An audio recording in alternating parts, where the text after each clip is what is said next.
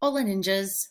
We're back here with our Spanish 2 Honors Direct Object Study Guide. So we have been talking about direct objects, which are a part of speech we use often in English and in Spanish. We just don't even realize we're using them. So we're finding direct objects and we're replacing them with direct object pronouns, which again, we do often in both languages.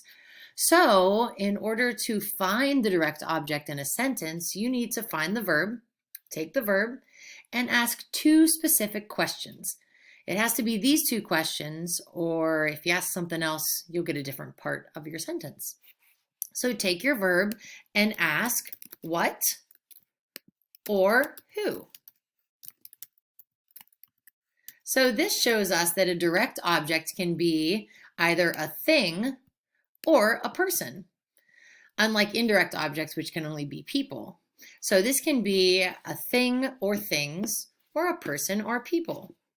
So if you want to replace your direct object with a pronoun, you can. You can say, I eat the pizza, yo como la pizza, or maybe you don't need to say pizza 5,000 times, so you replace pizza with it. Well, here comes the need for a direct object pronoun.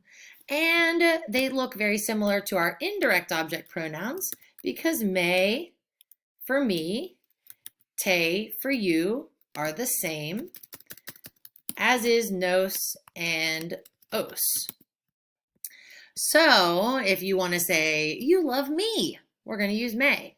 I love you, you'll use te. You love us, nos, or she loves yins. That would be os. These are the four that are different. Him, like I see him, or it, masculine, like I want it, el libro, is going to be low. Her, or it, feminine, for example, like, falda, blusa, is going to be la. So you do have to look at the gender of the word. And them is just going to be the plural of lo and la, masculine, los, and feminine, las. Okay, so we figured out how to find it. We reviewed what our pronouns are.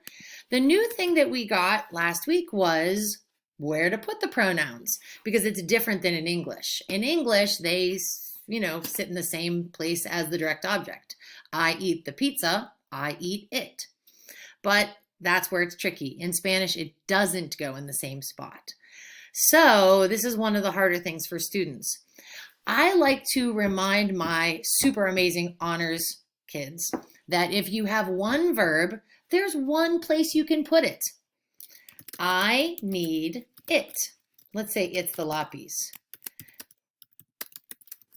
If you have one verb, the only place for your direct object pronoun to go is in front of the verb. Even if you have a no, it still is in front of the verb. So some of you guys were missing that on the practice this past week. One verb, one place. Two verbs, two places. You got to have two verbs to get two places. So if you have two verbs, I need to buy it, you can put it in front. Yo lo necesito comprar. Or yo necesito, oh, you had to go down there, didn't you? Hang on. Yo necesito comprarlo. Here, it can be placed in front of the verb, just like you did with the first one, or it can be attached onto the infinitive. Again, the nose, if a nose in there, just remember the lo would come as close to the front as possible to the verb. Doesn't affect the second way, attached to the end.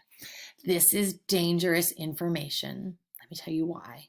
Because your brain's going to say, oh, I can stick it, at the end of the sentence. And so you'll want to do it for everything. And the only time that you can use it here is if you have an infinitive or a verb phrase, or you're using the present progressive like estoy comprándolo. If you think that your brain isn't ready to flip back and forth, keep it in front. Because look, If you keep it in front, you're never wrong. Well, yeah, there's other reasons why you might be wrong, but if you put it in front of the conjugated verb, that is the right position all the time. You can get fancy, but sometimes you know what they say about that. It can get you into trouble. So, okay, so let's practice.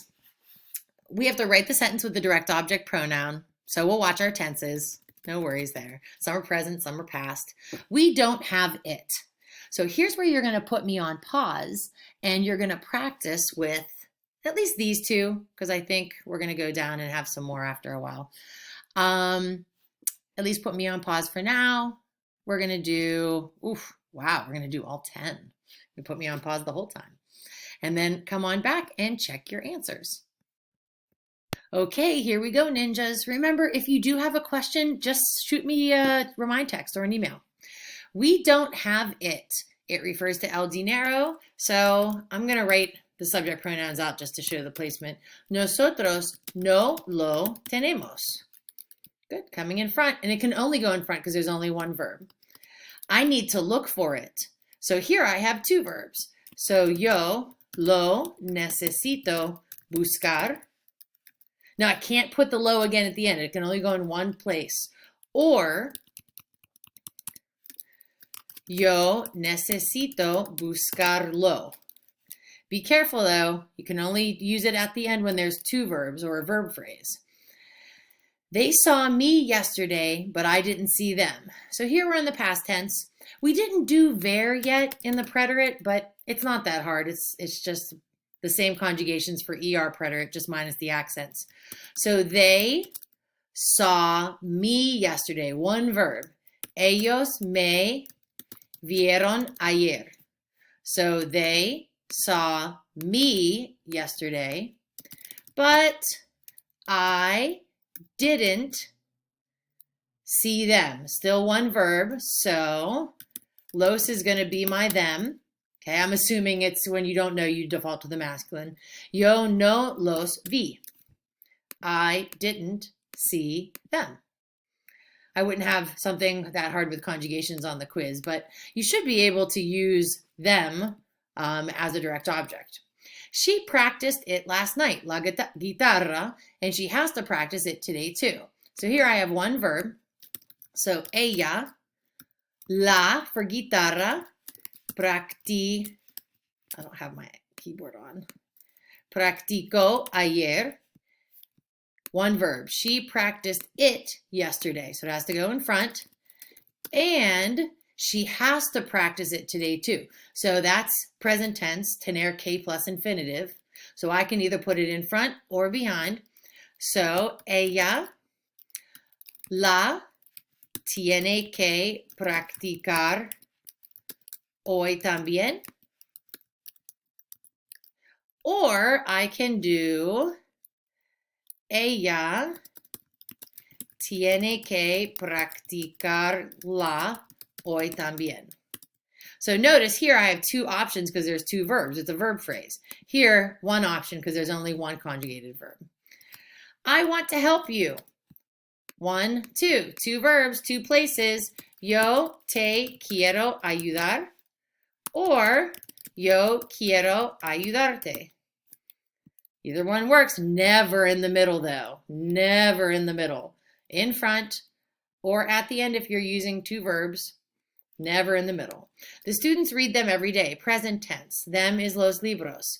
So los estudiantes los leen todos los días. Yep. They read them every day. He hugged her and she hugged me. So we're using abrazar to hug.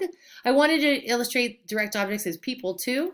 So él, her would be la, abrazó. Y, so he hugged her. And it has to go in front because there's only one verb, hugged. And she hugged me.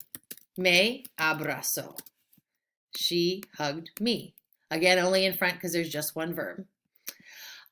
We sold them in the cafeteria. Remember when we sold the pulseras? Oh, that was such good memories. So nosotros, how many verbs do we have? Yep, Only one, so you can only stick it in front. Las vendimos en la cafetería. So it's past tense, so it's IMOS. And sold them. Only in front. You are going to take it tomorrow. Here we have ir, a plus infinitive. So it's a verb phrase, which means it can go in front or behind. So to, put it in front. It is the test. So lo vas a tomar mañana. Where's my N? There it is. Mañana. You are going to take it tomorrow. Or tú vas a tomarlo mañana. In the back, never in the middle. And the last one, we're going to use pedir. We don't use this verb enough, and this verb is used all the time because pedir, think about it. I ask for things all the time, and you ask for things all the time, and people ask you for things. So this is a really useful verb. It's a boot verb. So I ask for it. How many verbs do I have? Just one. So I'm only going to be able to put it in front. I ask for it. It is the car. Yo lo pido. Yo lo pido. The for is already included. I ask for it. My brother doesn't ask for it. The reason why I put this one is because I wanted a negative. Mi hermano. I don't know why my computer makes that accented. Mi hermano no lo pide.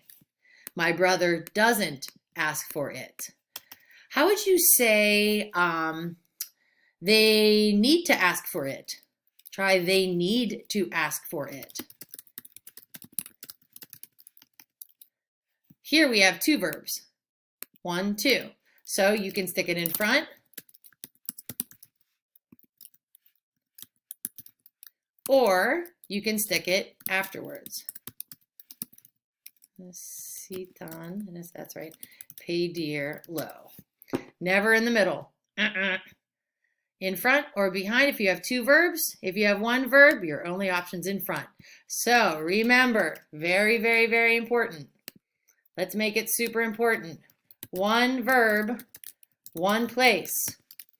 Two verbs, two places. This means that if you have one verb, there's only one place you can put that direct object pronoun in front of the verb. If you're running two verbs or a verb phrase or, present progressive, like, estamos escuchando, you have two places, in the front or attached to the last verb. All right. So if you have any questions or need some extra practice, let me know. These are important, especially because you, my honored ninjas, will most likely be moving on to the next level. Sniff, sniff. But that's a happy thing. But you need to definitely know about these because they stick around the whole time. All right, much love. I hope you're doing well. I miss you terribly. And until our next video. Hasta el próximo video. Ciao, ciao.